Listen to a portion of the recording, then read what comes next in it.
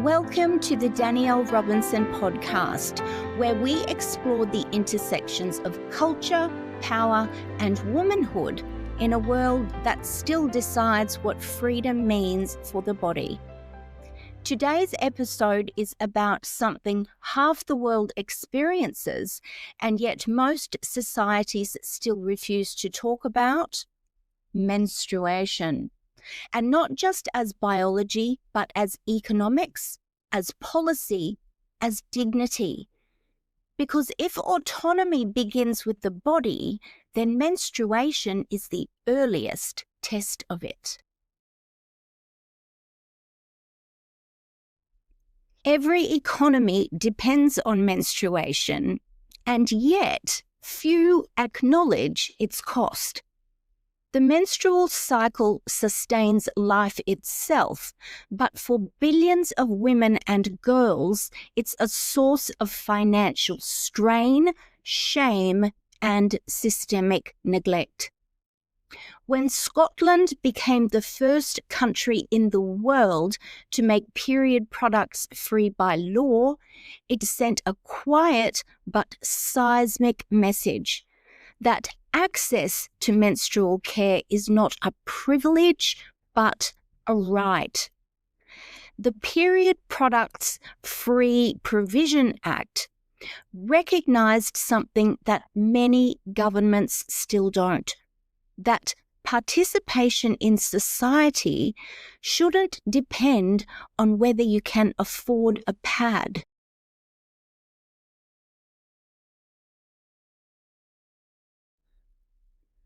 And yet globally, over 500 million people still lack access to period products, education, or sanitation. In India, more than 70% of girls can't afford commercial pads. In Kenya, 1 in 10 girls misses school every month because of her period. In the United States, one of the richest nations in the world, 1 in 5 teenage girls struggles to afford menstrual supplies. That's not just hygiene, that's participation. We talk about period poverty like it's a social campaign, but it's an economic reality.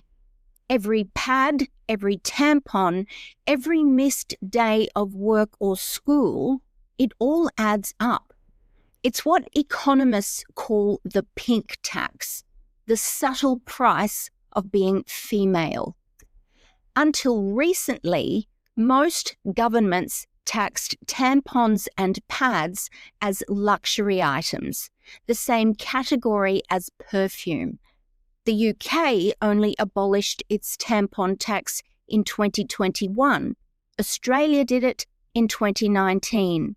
And as of this year, 21 US states still tax period products as non-essential. Non-essential. Tell that to anyone who's ever bled through a meeting.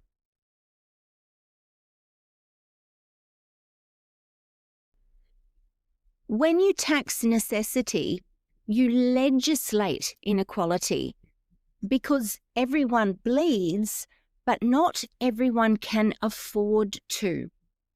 And when Scotland made period products free, critics called it woke economics. But the counter-argument was simple. We already fund toilet paper. Menstrual equity is about dignity, and dignity shouldn't depend on your income. In Spain, Japan, and South Korea, another conversation is unfolding: menstrual leave. Japan introduced it way back in 1947, but few women take it, not because they don't need it, but because stigma still follows. In 2023, Spain became the first European country to legalize menstrual leave. It's a small but symbolic recognition that biology isn't inefficiency and pain isn't weakness. And in India, where some companies have adopted menstrual leave policies, the debate is divided. Does it reinforce stereotypes or restore dignity? That's the tension between empathy and tokenism, because equity without access is a promise without power. As I researched this topic, I kept encountering the phrase menstrual capitalism. It describes how corporations profit from stigma while branding it as empowerment. For decades, advertising told women to stay fresh, stay discreet, stay silent. It turned shame into a sales strategy. But a new wave of brands, Thinks, Modibodi, Newer, are breaking that silence, showing blood in ads, using words like comfort, choice, and sustainability. Still, affordability remains the dividing line, because while one woman can buy organic cotton period underwear, another still has to choose between pads and groceries. Even in progress, inequality persists.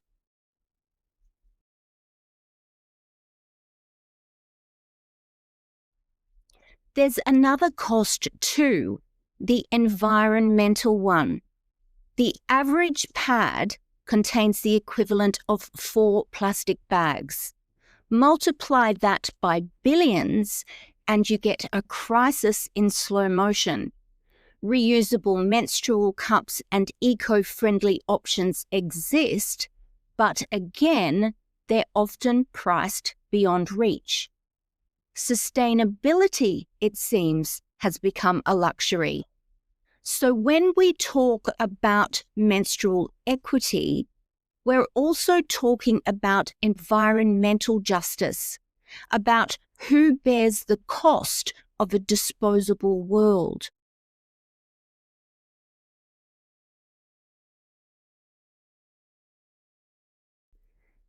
Menstruation isn't just biology, it's labour. A 2023 BMJ Open study found that menstrual pain causes an average of 9 lost workdays per woman each year, mostly from presenteeism, working through pain. That's billions in lost productivity, invisible because it's unpaid. Every woman who sits in a meeting smiling through cramps is performing invisible labour. And every girl who misses school because of her period is paying the price of silence. Because when menstruation is treated as a private inconvenience, it remains a public failure. If autonomy begins with the body, menstruation is where it's first tested. It's not a medical inconvenience, it's a structural inequality.